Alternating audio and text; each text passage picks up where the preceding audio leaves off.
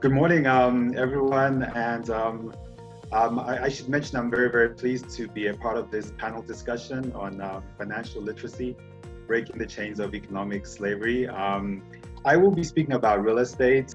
Briefly about myself, my name is Mwamba, born and bred in Zambia. I moved to New York when I came to the States, and I worked with the United Nations for quite a while. While I worked for the UN, I got into real estate, and it was kind of by an act of God, and at the same time, it was a very lucky experience. What happened was that I was working in Asia, and I was working on an island of East Timor, which had such beautiful ocean views and beautiful qualities as a tourist attraction. So when I came back to New York, I wanted to have an apartment which overlooked water. So what I did was, it was by chance. I purchased my first property. I paid about 50,000 for it. And I continued working in my job with the UN. From Zambia, I hadn't learned anything about real estate. So, it didn't even cross my mind. But what happened was the area that I was living in, it was a kind of like a marginal area. It wasn't so rich. There was a lot of poor people there, but it was by the water. So what happened was that after 5 years after owning the apartment, the developers came to where I lived, and they wanted to transition the area to make it touristy and have luxury condominiums. So one day I received a call from an investor, and he wanted to buy my condominium for 160,000. This is what I had bought for, 50,000. Coming from Zambia, I had no idea, that such a thing was possible, that you could just win a jackpot, from just living. So I got this call, and the first time it caught me by shock, and I did not want to sell, obviously. I said, I live here. But then I started researching into the real estate, and then I found that, wow, property values can go up. And once your property value goes up, you're able to cash in. After a few months, actually, I sold the condominium. I got the money from that. I went to get my real estate license because I had learned that, okay, real estate was the way by which you could make money. And I started getting into real estate while I was still working with the United Nations. Fast forward a few years, I went with the United Nations to work overseas, and I started having my family. And it became a bit of a challenge being away from my family. So what I did was I delved into real estate, bought another property, this time for investment, held on to it. After a couple of years, cashed in on it. And then I realized that, I wanted to come back home to build a family. And I realized I could make money from real estate if I could do this, consistently.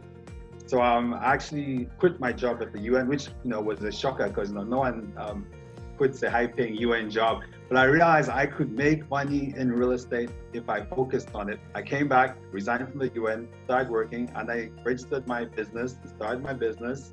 3 years ago, I moved to Atlanta and, focused on growing the business in Atlanta. We actually had a pretty strong year, 2019. 2020, due to COVID, we had a little bit of a setback, but real estate is still growing strong. And, things are looking positive. So right now I work as a real estate broker. It's my own business. I help people who want to buy and to sell real estate. I give a lot of guidance to people who are looking to get information on real estate. And I try and promote home ownership in the diaspora, especially in the Zambian community. I try and push for people to say, try and own your own property. Just based on where I am today, being in the real estate business, I just want to share something that I learned when I bought my first apartment. When I came from Zambia, I didn't know much about real estate. But when I bought the apartment, a lot of people that I was surrounded by, progressive college graduates, they were buying property. So I was like, okay, I need to get my own property too. So I just want to share this, with the audience to say, it's very important to surround yourself by progressive people. Because although we haven't learned in Zambia about some things, but sometimes the people around you can share that knowledge, like, okay, buy stocks, like Mr. Joshua mentioned, invest in startups. When you're surrounded by those people, you're able to pick up and do positive and progressive things. There are some studies that say that you are the average of the 5 people that are around you, like the 5 close friends you have around you. You're like the average. So if they're losers, you're gonna be a loser too, likelihood. If they're progressive, you're gonna be progressive. So just a point that I just wanted to share, amongst those who are still learning, that it's very important to surround yourself with positive things. So that's a little bit about myself and how I got into real estate. Once I had the first property sold, Using that capital, I was able to just continually, buy property, sell it, buy, rent it out, sell it. And that's what I have done, maybe I'm kind of losing track, 8 to 10 properties that I have actually owned and then sold them myself up to now. And I'm still doing the same thing besides helping people who want to purchase and sell real estate. So that's a bit about myself and how I got into the real estate game. When we leave home and we move into our own place, at the end of the month, we all pay rent. What many people don't understand, or they don't recognize, that when you pay rent, you're actually paying a mortgage, except that you're not paying your own mortgage, you're paying someone else's mortgage. The person that we rent from has a mortgage, whether it's a management company, whether it's an individual owner, they have a mortgage and they are using you to pay that mortgage. This is one thing I always tell my clients, potential clients, customers. I always say, try and purchase that property that you're renting. Try and buy it as soon as possible, because at the end of the day, you're pretty much just enriching somebody. You're paying somebody else's mortgage note. So it's very important for us to try and own a property. By owning the property, we enrich ourselves by earning equity, and we put ourselves in a position to gain some wealth and to increase our net worth in the long run. Sometimes we are not yet ready to buy. Louisa had spoken about credit. Sometimes our credit is not good. Sometimes employment might not be strong. In America, besides credit and employment, they also look at your down payment. Sometimes we don't have down payment. So we say we're not yet ready. But what's important is to just focus on getting those things in order, our employment, salary, down payment, credit. We need to focus on that. Joshua had mentioned budgeting. Budgeting is very, very important. Most of us, like we all know, we are not taught about budgeting and all those things. So we just have money in the checking account and we're spending it. For many of the guys, and I am included myself, when we were young, we get paid, we go bowling, we go out to the nightclubs, to lounges, we spend money. But all those things, we do them because we don't have a budget. It's so important to have some sort of a budget, as Joshua had emphasized. If you have a business, you should have a business budget and a personal budget. But once you have the budget, you are able to accomplish the required steps towards purchasing your property. You're able to have a down payment and you're able to fix the credit. Once you have a budget, you're able to fix the credit and have your financial credentials in order. Real estate will always appreciate. When you buy real estate in an area that is popular, whether it's Lusaka or it's New York, whether it's Atlanta or whether it's Kitwe, if you buy real estate in an area that is desirable, the property value is going to go up. That's just a fact. That's why I emphasize so much on the importance of home ownership. As soon as you have a meaningful employment that allows you to maybe save a little bit of money, get rid of your rent bill and exchange it with the mortgage. That's one step that I would like to encourage, as many people as possible, especially in our own community. I'd like to encourage them to take that step. So that's about purchasing your own property. The third segment of my presentation focuses on investing in real estate.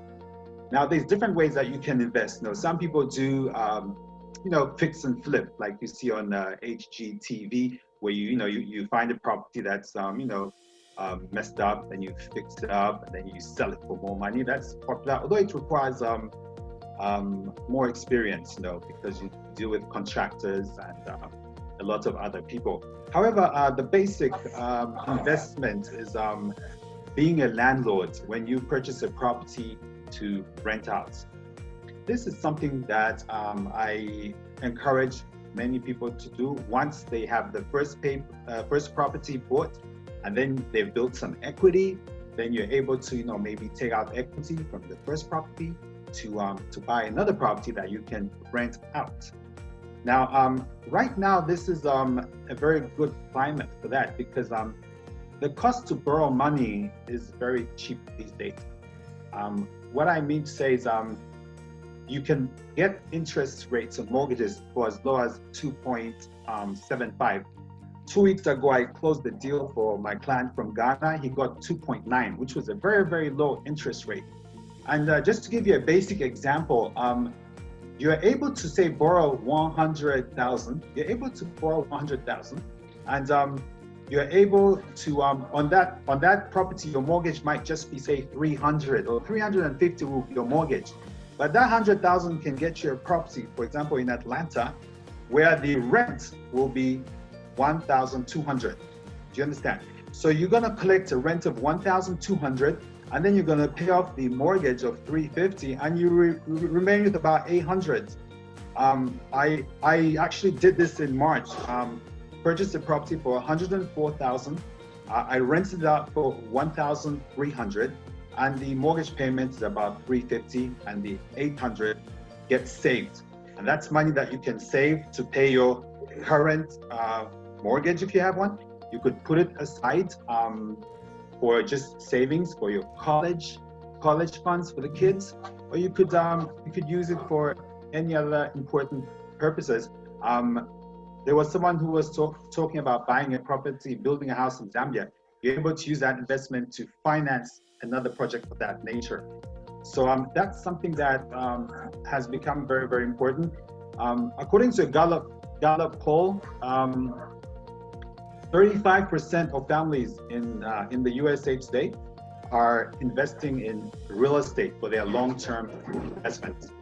35%, as opposed to stocks.